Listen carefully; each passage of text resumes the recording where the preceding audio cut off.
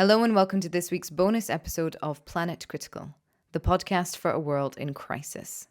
This week I interviewed Joseph Merz, who is the founder of the Merz Institute in New Zealand. That is one of the organizations around the world really trying to tackle the crisis by working with scientists, by working with technologists, by working with economists to answer the big question of how do we reorganize the system to protect the planet and to protect people, and more importantly, how do we do it in time? As we all know, we are running out of time to answer these questions and running out of time to replace them with something else. This is kind of the big problem around the climate crisis.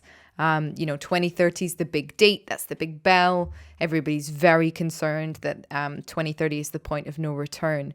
But nonetheless, it's complicated because it's not just about, for example, having the next 8 years in order to find solutions. We already need to be implementing those solutions by 2030. So we don't really have 8 years.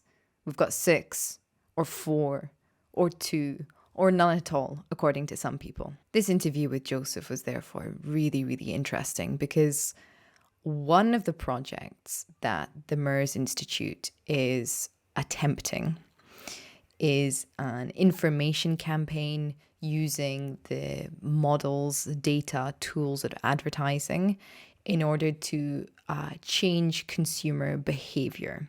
What that means is essentially creating ad campaigns that tap into our psychology, tap into the reptilian brain that isn't very good at making decisions, and essentially change people's behavior on a subconscious level, make them shop less, make them shop sustainably. Really, the advertising campaign is about reducing consumption. It was very interesting speaking with him because it makes sense.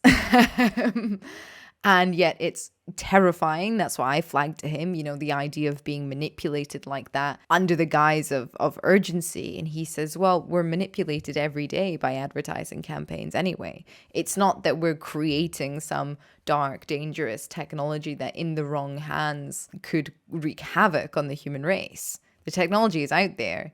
It is wreaking havoc on the planet, and we just want to use it to induce the opposite effect, i.e. reduce consumption. Having thought about it for some time since that conversation, I suppose what it flags to me is the question of liberty. Why we have associated liberty with the freedom to buy or the freedom to choose what one buys. Because purchasing power really is the only power we have, right?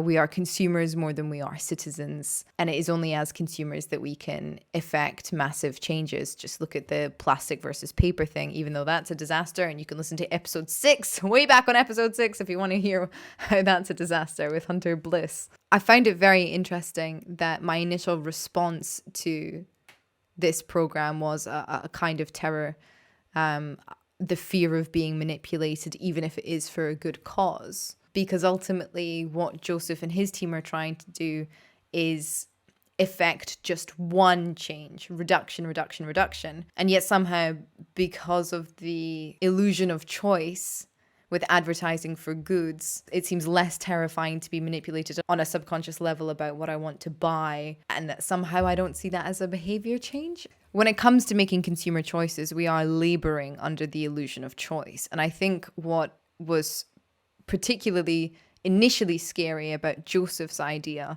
is that there is no choice. There's only one behavior change that they're trying to induce, which is reduction. Whereas there's something more fair almost in my mind initially about the idea that when advertising is used for consumer products, at least they're all fighting for space and they're all fighting for my attention. And thereby I have the illusion of choice. And yet neither is liberty or human freedom. And arguably, not only is the program at the Merz Institute for a better cause, it doesn't pretend to labor under the illusion of choice. They're very honest with what they're trying to achieve. Stopping overshoot, reducing consumption, keeping mankind and planet safe, keeping the biosphere safe. I really do believe purchasing power is the only true power we have outside of going to the polls every 4 or 5 years. So what Joseph is suggesting is extremely effective. It could be extremely effective, and it makes complete sense. If you want to change the economic system and it's not happening from the top down, and it needs to happen from the bottom up, then change consumer behavior. The danger then is, do we repeat endlessly the paradigm that citizens are merely consumers? How do you break out of that in the future? Is that something that we simply don't have the time to worry about right now? Do we need to buy time with something like this in order to then restructure politics or restructure democracy or restructure the economy? With many other examples, I usually firmly state that you cannot use the same system that created the problem to find a solution. It's the easiest argument to why capitalism is not going to help us out of the climate crisis or the economic crisis. So I think you have to start looking at the details of such a proposal. I mean, is this using the same system of advertising to find the solution to the problem that advertising has created, amongst other things? Or is this using the tools of that system to create a new system to solve the problem? At what point do tools become self-reproducing systems? At what point do they become mimetic?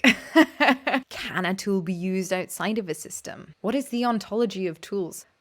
Where's Heidegger when you need him? And this is even before we get into the ethics of such a thing, which Joseph and I discuss at length during the episode. But even that raises the question, should ethics be a concern in an unethical world? We do not live in an ethical world. That's how exploitation has come about, and that's how inequality reigns, and that's how capitalism has become so explosive and extractive. So even raising the point of ethics is kind of moot. I mean, at what point are ethics useless if you if you don't do something because you're worried about the ethics of it in an unethical world, even though your intentions are good? And yet then again, if more people were concerned about the ethics of what they do, we probably wouldn't find ourselves in this situation to begin with. I think for me, this episode highlighted, when thinking about building a new world for people and planet, and thinking about the bridge to get to that new world, there's a growth process. There is an evolution. And the things that we initially do as part of that beginning, as part of that process to start building a new world, can be tools that we put aside later on in the process. Perfection is the enemy of progress, right? And we don't have 8 years. We need to make a lot of progress within the next 8 years. We can't just start at 2030. I was watching the news the other night, obviously about Russia and Ukraine and commodity prices, the wheat crisis. And I thought back to what Chris Cook told me, that there are 7 consecutive missed meals between peace and a revolution.